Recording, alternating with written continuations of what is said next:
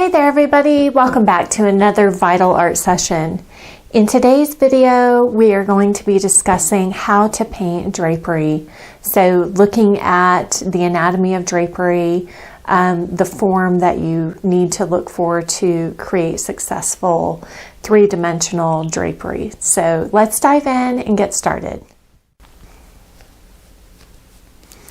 Okay. Here we go. So I've already gotten in my drawing of the drapery. Some of the background color, this background color was ivory black, raw umber, little bit of white in there just to get a neutral background color. So I should say first, just getting the drawing in, and of course you're probably not going to have any drapery that's pinned up quite this way. But I wanted to be able to show you a variety of different folds in different shapes. So you will find a lot of these types of shapes in your in any type of drapery fold, whether it's hanging over in your backdrop, angling down, or whether it's spilling over a table edge. The other thing that comes into play, of course, is the weight of the fabric. This is sort of a medium weight to the fabric. So a thinner fabric would not quite give you as full and rounded of folds, and a heavier fabric would, give you fewer folds. So you're going to get more folds with thinner fabric, fewer folds with heavier weight like upholstery fabric. So first, really look at your drawing, really looking at the angles that are there, trying to judge, how does this angle different from this angle. You can start it off with one angle first and then later on kind of break it down into smaller angles as needed. But really first and foremost, getting your drawing accurate. And then, so once you have, let's say, the outer contour accurate the way that you want it, then what you need to begin to do is look for the shadow shapes. So remember that we always start with our shadow shapes first. So I'm going to grab some Cad Red Light, Cad Yellow Deep, and some Ivory Black to get my shadow color started. You can also use ultramarine blue, either one, just something, basically it's the three primaries together to neutralize. And my cloth is in a yellow family, so usually I will bend that to sort of a desaturated orange or reddish tone rather than green. So if I were to grab this yellow plus black, I would get a real green color, which is not too pleasant for shadow color. So I would rather, on yellow objects, bend the shadow color more to the red family or to the orange family.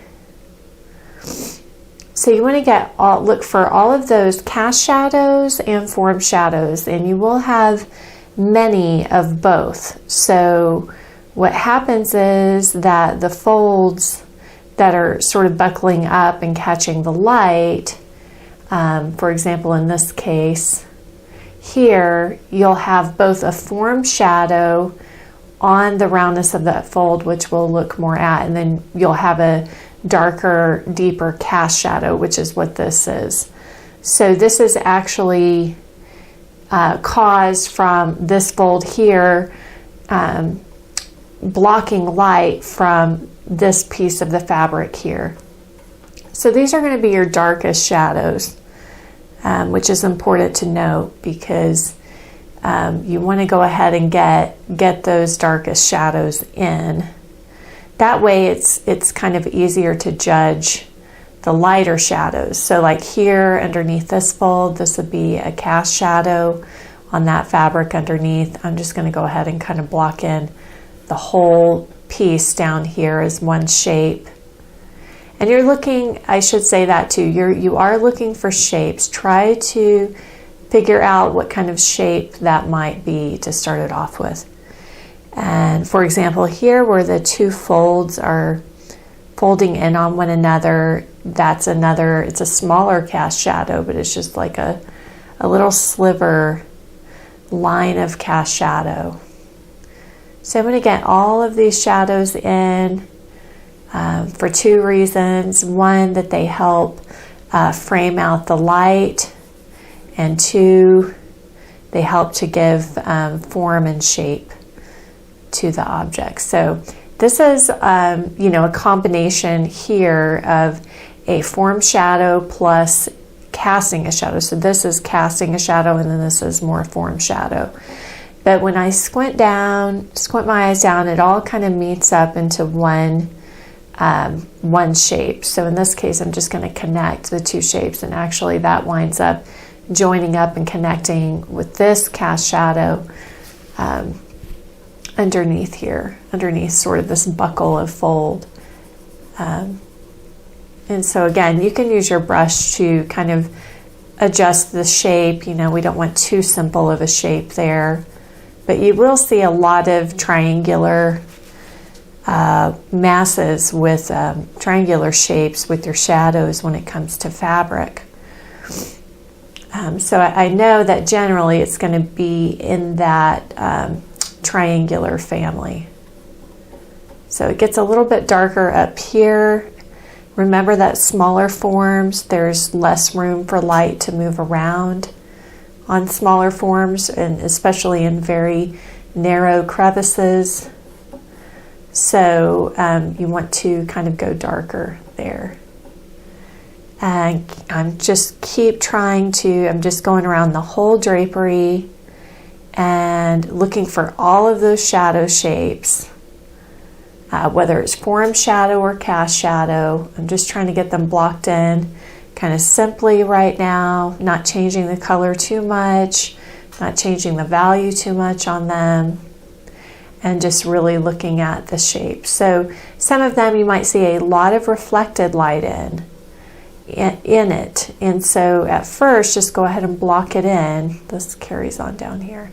Go ahead and block it in without the reflected light first. There's a lot of yellow, lights hitting this fold, bouncing light back into this side plane. So there's a lot of really nice reflected light in there, but I'm going to start it off more simple shape at first. Okay, and then you do want to look to see where things join up, right? Like this shadow here kind of connects up with this shadow. I'm just trying to see how your shapes can connect. Can all your dark shape, do your dark shapes, can't talk today. Do your dark shapes connect up together in some way, and vice versa, do your light shapes? Let's see, this one, half of this is in shadow because of the light blocker casting a shadow. And you can kind of curve that shadow with the curve of the fabric. We want to keep in mind, and we'll get more into this with the lights, but we want to keep in mind that some of these folds are curving around like little cylinders in space. So, but generally the shadow is kept pretty flat in most cases. So I will really get into more form description in the lights. Very difficult to describe form, delineate form in the shadows. So there's another cast shadow up here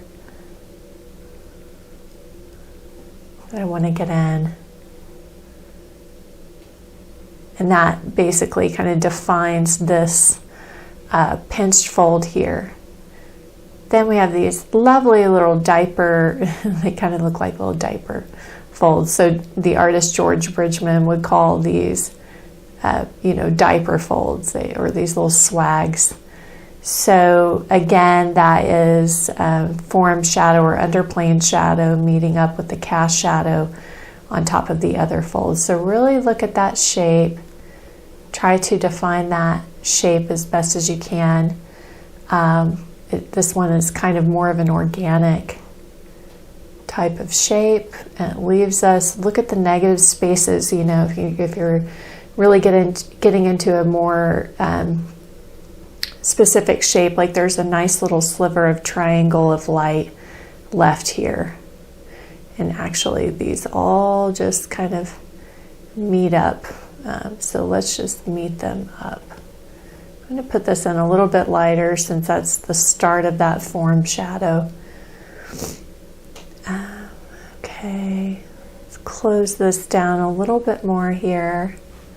And so you can start to see already some of these really nice, just getting more specific shapes to the thing.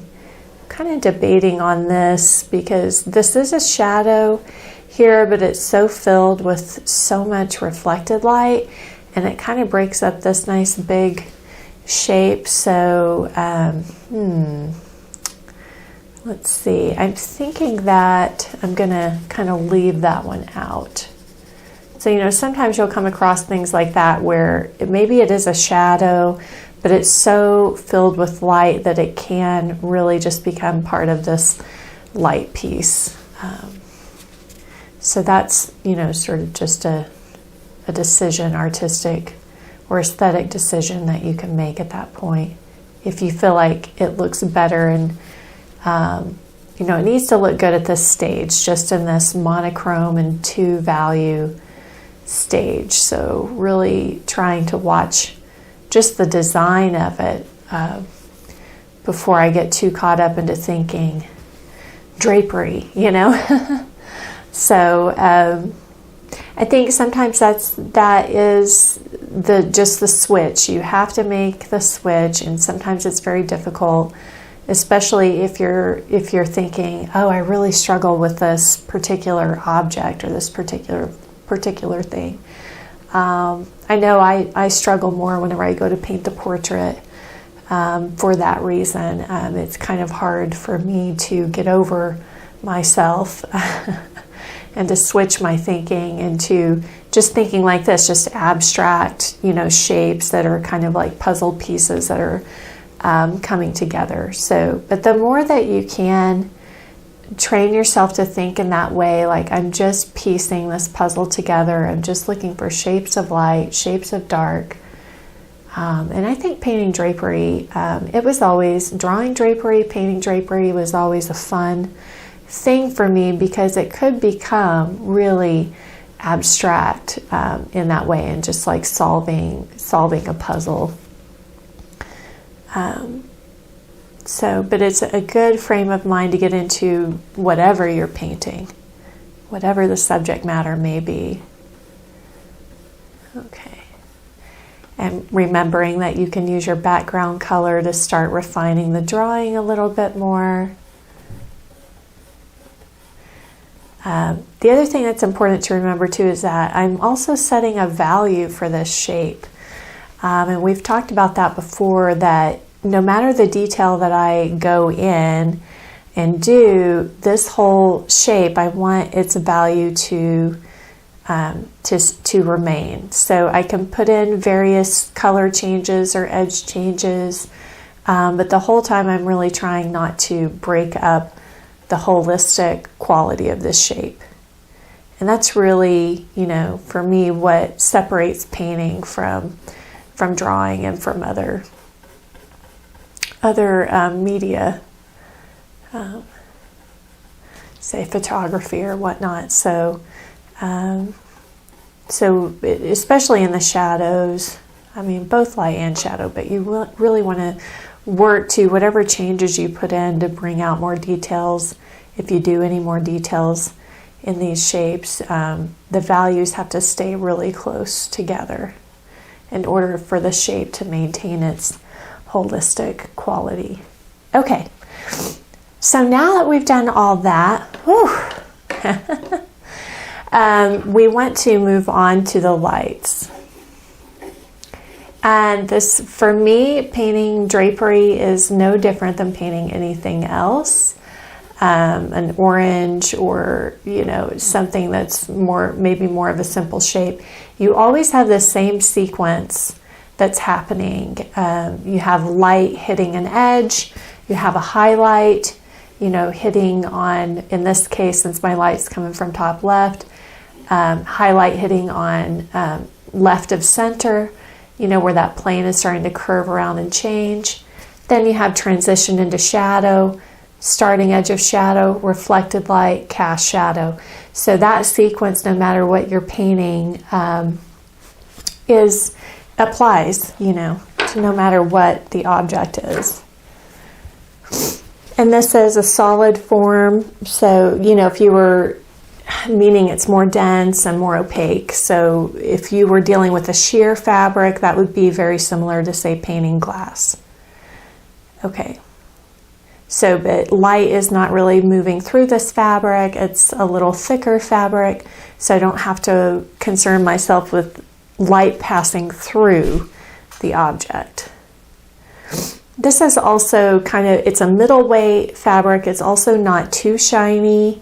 It does have a little bit of sheen to it, but it's not like velvet where it's really light absorbent, and it's also not like satin where satin is almost like painting metal where it's more reflective and you have a broader value range from light to dark. So just, bear that in mind, that not all fabric is created equal. So I'm just going to start with what is the basic color. Now that I have my, shapes of light, shapes of shadow, now I want to just kind of pick what would be, just that true local color. So in this case for me, I'm just going to use, I feel like Naples yellow is just straight out of the tube, pretty much the local color. I also chose this color of fabric because it would be a nice light against dark, and I could also play cool against warm. So no matter what you're doing, even if it's just a study, you're trying to consider just the pictorial effect, and is it going to have, just setting it up to have a nice strong, variety of values, and, is this going to show up against that? So just a little side note there. All right, so I'm just going to continue on. Let's just get all of this blocked in, kind of dryly, I guess in this case, not really much medium.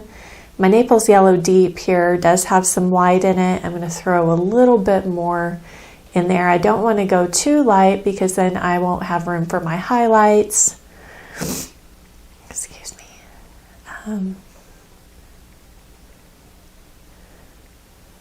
So I'm just going to put this in kind of flat, and then I'll push and pull it already, like here, just picking up some of the gray of the underpainting color to get a turn. But so anyway, so I'll just push and pull it to recede more, come forward more, or turn into shadow. So this would be, first get your light and shadow shape. And I'm just going to kind of scumble in a base local color. I feel like for me, if I can break things down into some simple steps, and see how I changed my brush pressure there too, because I already know this is light meeting shadow, and so I do need a little bit of a softer edge there. So same color on the brush, just adding, less brush pressure and less paint. For example, here, this is a cast shadow, so you might have a harder edge, so you can go ahead and block it in as a little bit harder edge. Then up here, it starts to fuse in with the shadow, so just kind of lifting off the brush and just barely skimming some of that color over that. So you get crisp, soft, hard, soft already. So you want a hard edge. Usually cast shadows, you'll have a harder edge than form shadows. It's a soft, like here, soft turn. Cast shadow here, hard turn, so being able to identify, is that a cast shadow or a form shadow, is part of the skill set here. For example, this edge is in front of the background, and it's a new form. So that has to have a sharper edge. This edge, right? So this edge here in front of the background has to have enough of a hard edge. You can always start it off soft and then kind of beef it up where needed. But again, already just taking some of that paint and just kind of sliding it onto the edge, which will just kind of mute the color. That shadow color kind of mixes with the light color a little bit, neutralizing it somewhat as it goes. So here, crisp edge, because this is a new fold, starting edge of a new fold, brand new fold, totally new form. And then over here, as we get back to the background, a little bit softer. And actually that needs just the tiniest sliver of form shadow on this side. So actually I'll just kind of paint some of that on top, since I left that one out. Very, very small amount of form shadow here as it turns. Pardon me, I'm so sorry. It's springtime. Okay, and then missing a little piece of light here, so getting that in. Let's just make sure I'm not missing too much else of the basic light shape. Okay, now the next thing that you can do to start to bring more form is I will start looking for the highlight area. Okay, so I can go, perhaps a little cooler, almost like a little bit of green, and it's a lighter value. And right about here, the front center of the form, there is a ridge of highlight.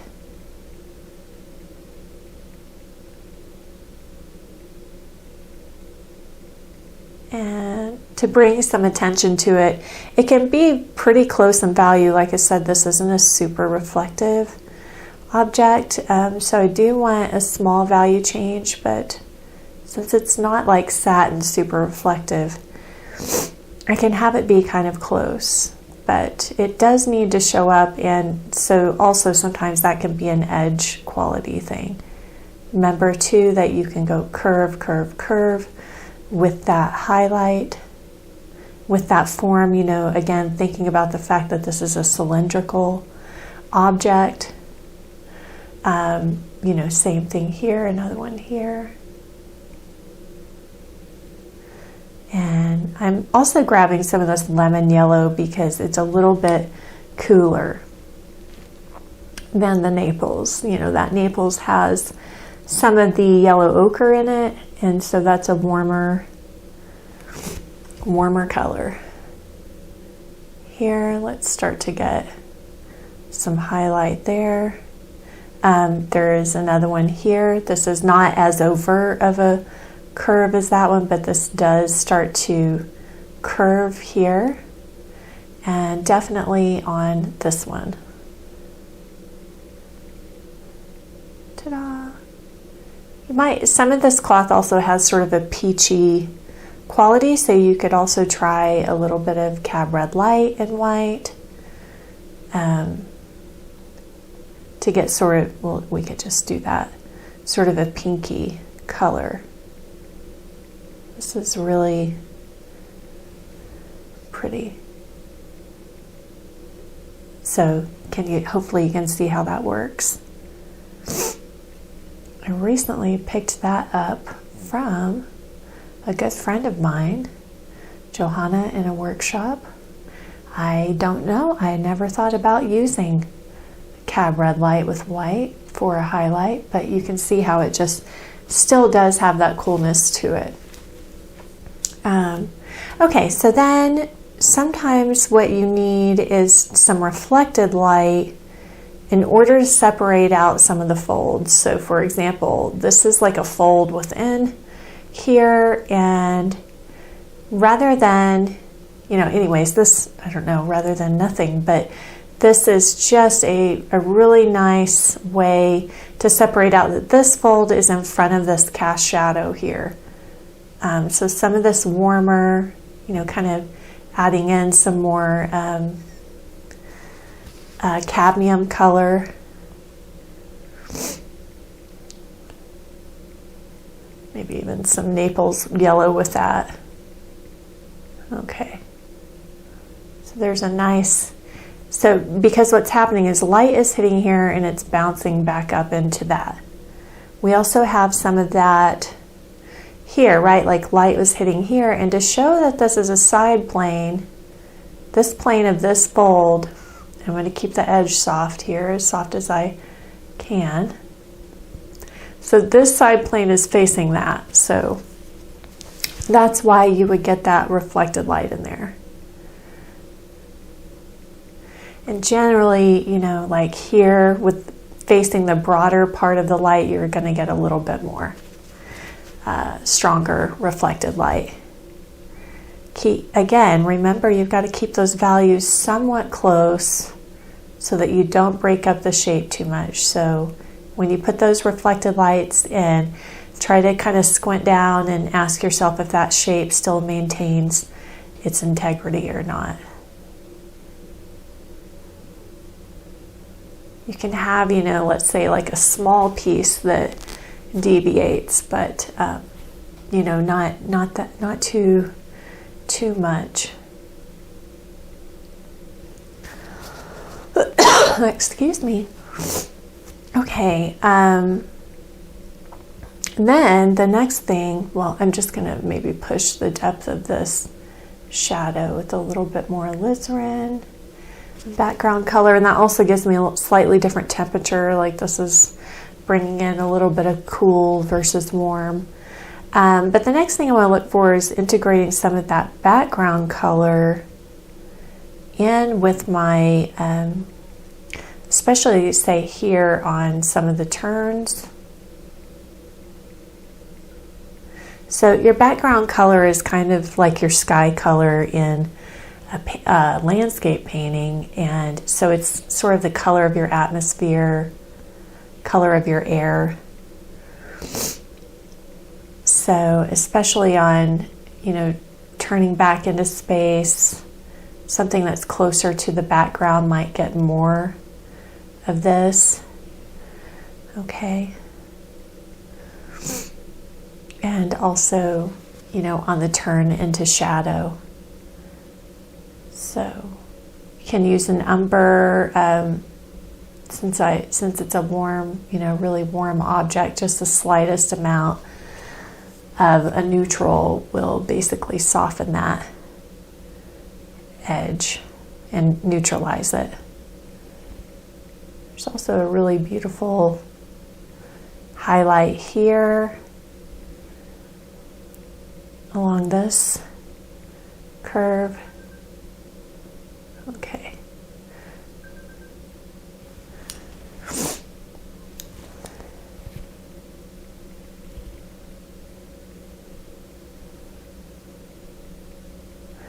So the rest would just be, you know, a matter of fine-tuning this a little bit more, color changes that you might see in the cloth.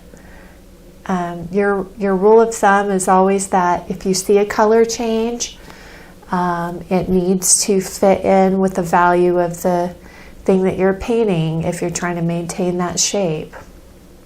So, you know, you might, in this cloth, there's some, it's the back side of sort of a, I don't know what they call this, sort of like is it called a brocade? Anyways, it's got a print on the other side. So some of the colors from the threading of that print is showing up even on the back side. So there's a little bit of greens and blues and peaches in this cloth. So you could, you know, really have fun doing more detail with it if you so desire. But primarily, yeah, I want you to focus on